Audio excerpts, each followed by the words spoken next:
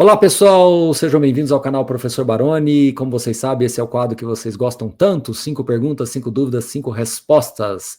Lembrando que se você quiser conhecer um pouquinho mais aqui do nosso trabalho de notícias aqui, né, tem um grupo de WhatsApp que sempre traz notícias sobre mercado como um todo. Então o link está aqui na descrição para que vocês possam acessar. Então vamos direto à nossa primeiríssima pergunta do Rogério Santos. Quando um fundo tem uma vacância alta, quais sinais mostram que é um problema de gestão e não do mercado? Excelente pergunta, excelente mesmo. Eu acho que quando você tem uma vacância alta, não é o problema, mas uma vacância muito prolongada, alta, aí já é um indício de algum problema. Então, você ter um pico ali, não tem problema nenhum. Então, esse já é o primeiro ponto para avaliar se é uma questão de gestão de mercado. Se ela ficar prolongadamente alta, é mais indício que seja problema de gestão. Mas, Baroni, será que é sempre de gestão? Não necessariamente. Aí você vai ter que colocar uma lupa para entender o contexto daquela região, tá? Então, se você tem um problema muito específico de um setor, por exemplo, corporativo, numa determinada cidade ou numa determinada região, às vezes não é culpa da gestão, às vezes realmente é uma região que tem passado por desafios, que tem às vezes um estoque muito grande, não tem conseguido fazer ou superar aquele problema, tá? Mas eu acho que o principal indício é o quanto essa vacância está prolongadamente alta. E aí cabe também uma reflexão, né? Será que a gestão comprou bem? Será que ela não deveria ter feito uma análise um pouco mais aprofundada daquela região, olhando para o futuro? E é por isso que existe uma inteligência imobiliária embarcada na gestora para que ela procure evitar esses equívocos, né? Então, vou voltar a repetir, eu acho que o ponto é você ver essa curva de tempo e olhar também o que está fora daquele ativo. Então, esse também é um indício bem interessante de você avaliar. Aquele gestor, ele tem outros ativos nesse mesmo fundo que está tudo bem, tudo ok, ou também está com vacância alta ou prolongada? Esse gestor, ele tem outros fundos imobiliários de outras naturezas, outros segmentos que está correndo tudo bem ou ele também tem problema? Então, repare, não tem uma resposta única e objetiva, você vai ter que colocar um pouquinho e afastar um pouquinho, né? Na verdade, não é nem colocar a lupa, é ao contrário, é afastar um pouquinho essa lupa e fazer uma leitura um pouco mais ampla do portfólio ligado àquele gestor. Não só um único imóvel, mas o portfólio vai dizer mais se é um problema de gestão ou muito específico naquele ativo, naquela micro-região. Tá bom, Rogério? Vamos para a pergunta número 2. Como entender o impacto da inflação nos rendimentos de FIIs de papel indexados ao IPCA? Inclusive, né, hoje é dia 8 de outubro e amanhã, dia 9 de outubro de 2025, vai ser divulgado o IPCA, né? Na última leitura, né, foi uma inflação baixa, até uma deflação, expectativa é que volte para o campo positivo. Então, qual é o impacto disso, né? Você tem que entender que um fundo IPCA mais 7, mais 8, ele pressupõe entregar um rendimento anualizado que repõe a inflação.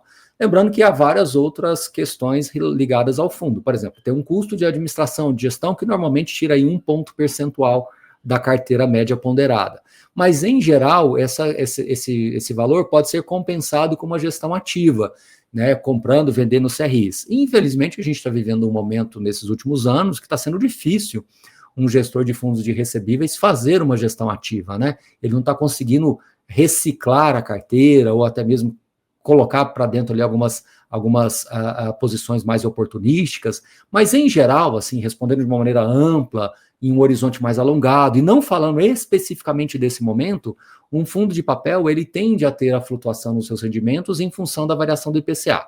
Mas aí cabe aqui uma reflexão, eu acho que quanto mais os fundos estão crescendo, tendo mais acesso a investidores, a minha opinião é que os gestores deveriam pelo menos procurar linearizar dentro de um semestre. Eu acho que hoje um fundo relativamente grande, que tem ali algumas reservas acumuladas, que tem um certo estoque também de inflação que está retida, né, no CRI, que eventualmente ainda não tenha transitado no caixa, porque ali está em carência, alguma coisa assim, o gestor ele consegue se programar pelo menos de 6 em 6 meses, no mínimo de 3 em 3 meses. Então, eu acho que hoje os fundos deveriam procurar ter essa sensibilidade de mercado e trazer um guidance de 3 em 3 ou de 6 em 6 meses, pelo menos. De 12 em 12 eu já acho um pouco mais difícil para um fundo de papel IPCA+.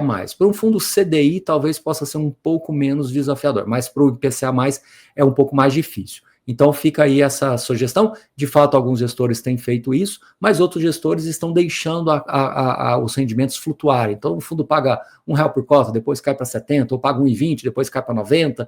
Então ele fica flutuando de acordo com as variações da leitura da inflação. Lembrando que a inflação ela tem uma certa defasagem na hora de ser distribuída ali de 1 mês a 2 meses, né? Em alguns casos até 3 meses. Então, na média, 2 meses. Então fica essa sugestão aí para os gestores procurarem essa linearização para evitar justamente os investidores em geral ficarem sempre tendo uma surpresa a cada mês, uma surpresa nos rendimentos, né? Bom, pergunta número 3 do Paulo César: como avaliar a qualidade da gestão de um FII olhando apenas os relatórios gerenciais e as comunicações oficiais? Bom, se for por esse caminho, você vai ter que ver o nível de informação que você consegue alcançar além desses relatórios, o quanto você se satisfez, quantas as dúvidas foram superadas com base nesses relatórios. Agora, quando você coloca comunicações oficiais, isso já me agrada bastante, porque você, não só nos relatórios gerenciais, mas você pode ter os fatos relevantes, você pode ter os relatórios anuais, você pode ter os webcasts. Então, quando você compõe tudo, por exemplo, um gestor que faz um relatório mensal e tem um webcast pelo menos trimestral, onde traz as principais dúvidas, né? Idealmente mensal, mas se for pelo menos trimestral já ajuda bastante. Eu acho que quando você compõe tudo isso, dá para você fazer uma boa análise da qualidade da gestão, né? Lembrando que às vezes você tem gestores que se comunicam muito bem, mas às vezes está passando por algum problema específico de portfólio ali, ou de fundo, ou de ativo, enfim.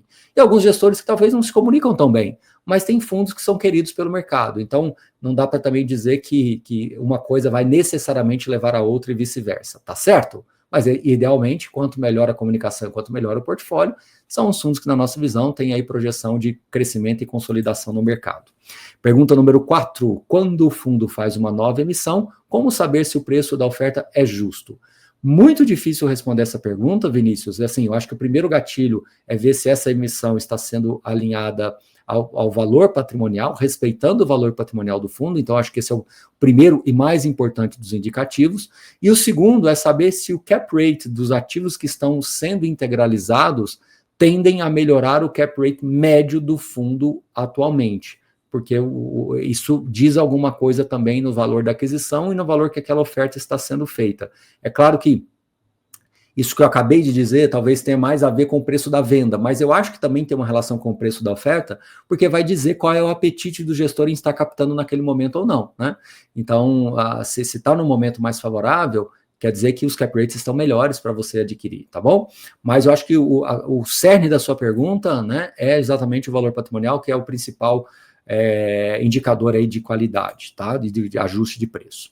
Pergunta número 5 do Felipe Borges. Em fundos imobiliários, em fundos logísticos, qual é o principal indicador que mostra se o imóvel tem demanda real por parte das empresas? Ótima pergunta, mas infelizmente a resposta não está tão fácil assim nos relatórios gerenciais, tá? Às vezes você vai ter que buscar materiais adicionais de consultorias especializadas que faz sempre atualizações trimestrais, né, de como é que está o mapeamento aí logístico das principais praças, nas principais localizações no Brasil.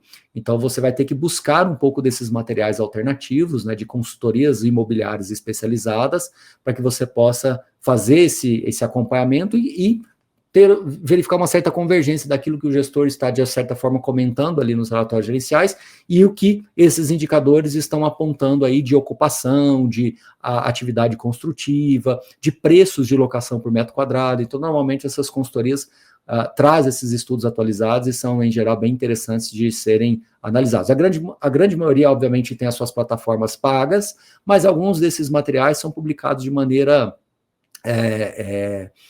gratuita, né? Mesmo que um relatório um pouco mais sintético, mas você consegue acessar. Alguns deles têm canais, inclusive no YouTube, que faz entrevistas com profissionais da área imobiliária. Tá bom? É isso, pessoal. Espero que vocês tenham gostado do nosso quadro de 5 perguntas, 5 dúvidas, 5 respostas. Mais uma vez, na descrição aqui, na descrição do vídeo, tem aqui mais informações para acessar o grupo de WhatsApp, para sempre acompanhar aí as dúvidas, as notícias do mercado, tá certo? E até a próxima. Muito obrigado. Valeu!